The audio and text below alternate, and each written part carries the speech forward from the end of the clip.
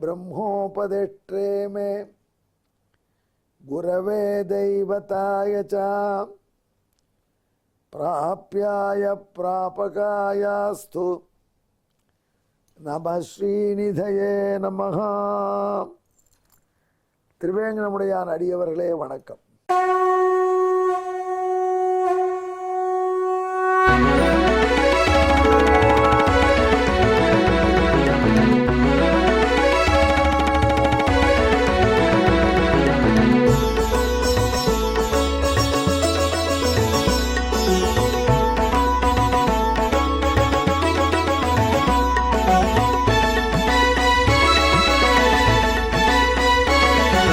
सहस्रनामं सहस्रनामं श्रीवेङ्कटेश सहस्रनामं सहस्रनामं सहस्रनामं श्रीवेङ्कटेश सहस्रनामं.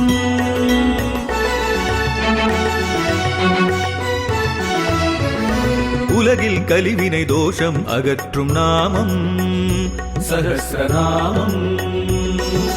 உயர்வுகளை வாழ்வில் அளிக்கும் நாமம் சஹஸ்ரநாமம். திருமலையில் தினம் அர்ச்சனை நடைபெறும் நாமம் சஹஸ்ரநாமம். திருவேங்கடனின் தரிசனம் காட்டும் நாமம் சஹஸ்ரநாமம். சகஸ்ரநாமம் சகஸ்ரநாமம் श्रीवेङ्कटेश सहस्रनामं सहस्रनामं सहस्रनामं श्रीवेङ्कटेश सहस्रनामं. இப்பொழுது நாம் திருவேங்கடமுடையானுடைய திவ்ய சஹஸ்ரநாமத்திலே 335வது திருநாமத்தை கேட்கப் போகிறோம்.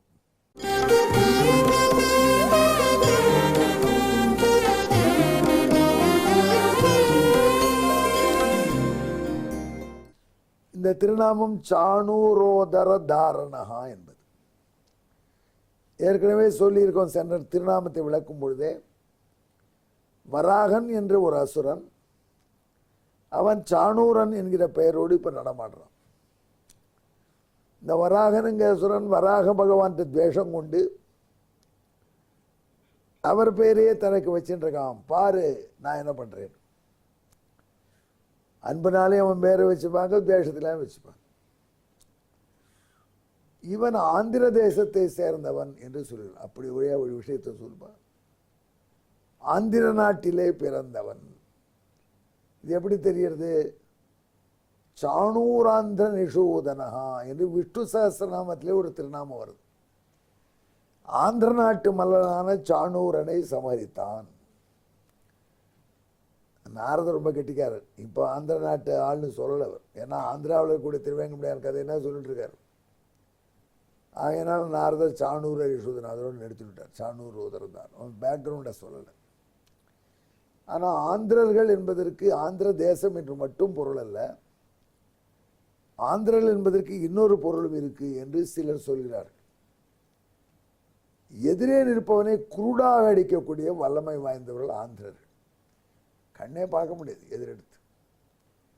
ஆமாம், அந்த ஆந்திரர்களுடைய நெடிய உருவம், திருமால் பக்தி, திருவேங்கடமுடையான் உள்ள பக்தி, அவருடைய பரந்த மனப்பான்மை, தாங்களும் நன்னா சாப்பிட்டு மற்றவர்களுக்கு தான் சாப்பாடு போடுற தன்மை, அதெல்லாம் ஆந்திரக்காரர்களையே உண்டான தரிசு.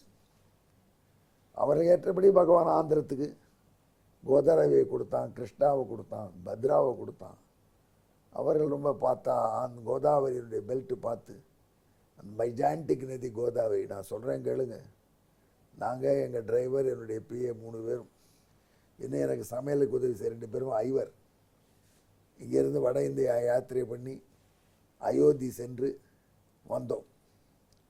அயோத்தி சென்று வந்தோம்னா முதல்ல ஹைதராபாத், ஃபர்ஸ்ட் ஹால்ட் ஹைதராபாத்தில் போட்டோம். ஹைதராபாத் சிலுக்கூர் விசா பாலாஜி கோயில் பக்கத்தில், விசா பாலாஜி கோயிலேயே பெருமாளை சேவித்து அங்கேயே திருவாராதனம் பண்ணி அங்கேயே பிரசாதம் உண்டு. அங்கேருந்து நாக்பூர் போனோம். நாக்பூரில் போனால் அங்கே ராகவேந்திர மடத்தில் தங்கினோம். அன்று இரவு அங்கிருந்து கிளம்பி கதி அப்படின்ற இடத்துக்கு வந்து சேர்ந்தோம். மத்திய பிரதேசத்தில். என்ன இடம்பா? கட்னி என்ற இடத்துக்கு வந்தது மத்திய பிரதேசம். கட்னியிலிருந்து கிளம்பி நாங்கள் நர்மதை கடந்தோம். நர்மதையில் ஸ்நானம் பண்ணினோம். நர்மதை நதியே பிரமாதமாக இருந்தது. அங்கேயே ஸ்நானம் பண்ணிவிட்டு அங்கேருந்து சித்திரக்கூடம் சென்றோம்.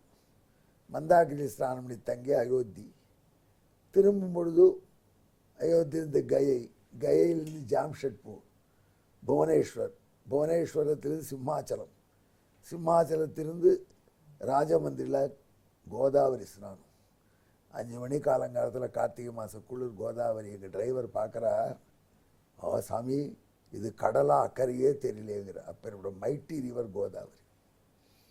அந்த கோதாவரி பாசனம், அதில் இருக்கக்கூடிய கோதாவரி போலவே மறந்த பகவத் பக்தியோடு கூடிய நண்பர்கள் ஆந்திரர்கள்.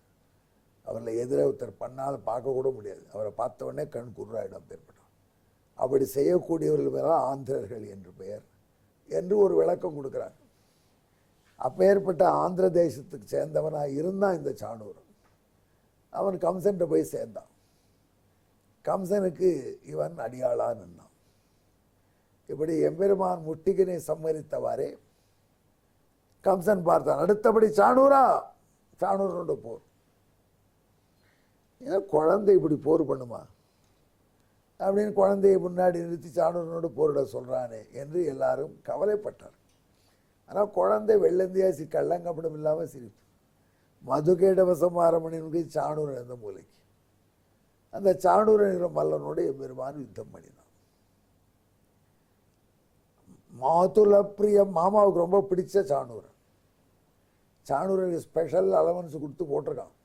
தினம் 10 கோழி அப்படிலாம் சாப்பாடு அவளுக்கு, அப்படிலாம் வளர்த்து விட்டுருக்கான். அவள் ஒரு அடி அபிச்சா அப்படியே கிருஷ்ணனை அப்படியே அமுக்கிறோம், கோழி குஞ்சு அமுக்கிற மாதிரி ஏற்பாடு. ஆனால் கிருஷ்ணன் சாணூரனோட போர் புரிஞ்ச பொழுது வளைஞ்சு நெளிஞ்சு சாணூரன் கைப்பிடிக்க அகப்படலை.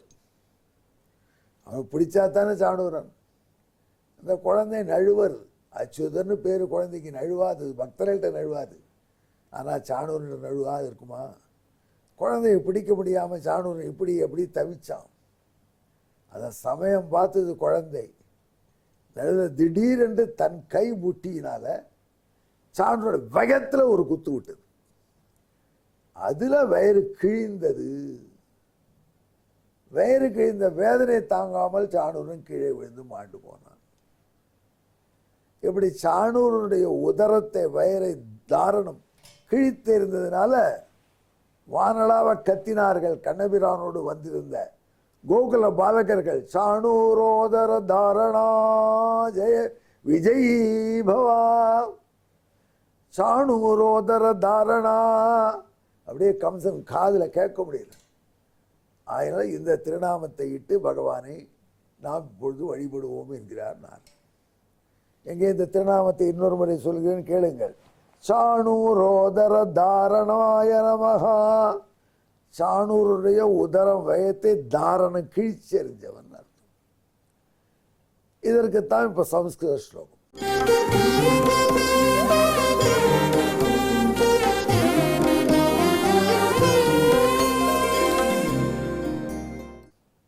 சாணூரம் மல்லகம் சாபி வராகம் மாதுல பிரியம் உதரம் தாரயன் ஹந்தா சாணூரோதர தாரணஹா.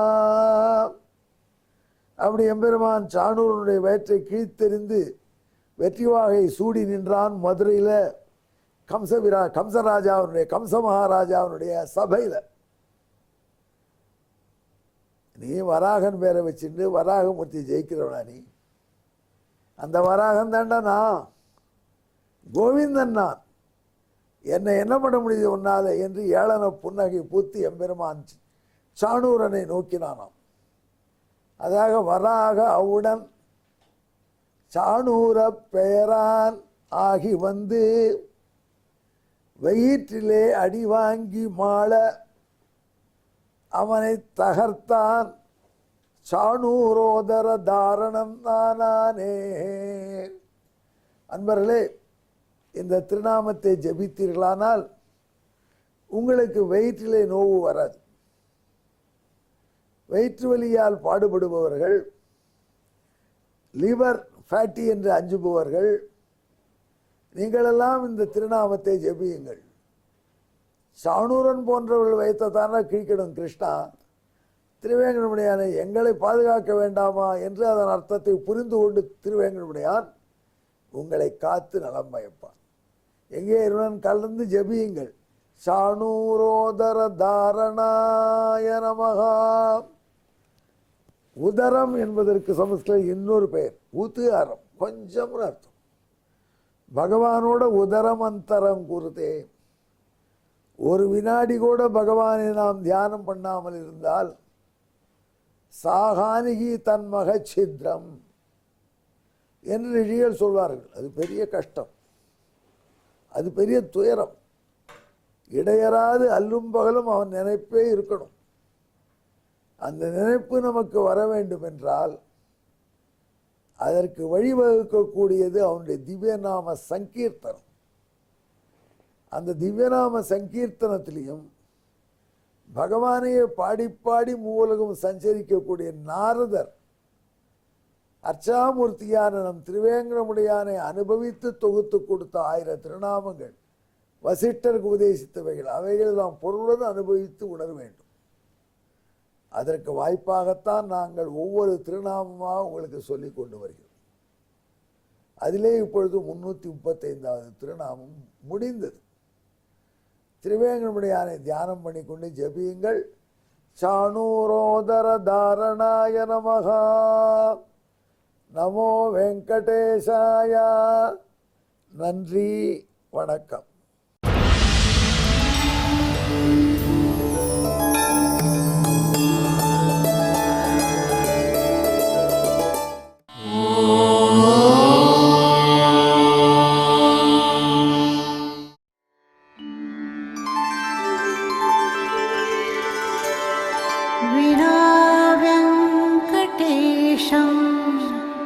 ननाथो ननाथः सदा वेङ्कटेशं स्मरामि स्मरामि. हरे वेङ्कटेश प्रसीद प्रसीद. प्रियं वेङ्कटेश प्रयच्छ प्रयच्छ.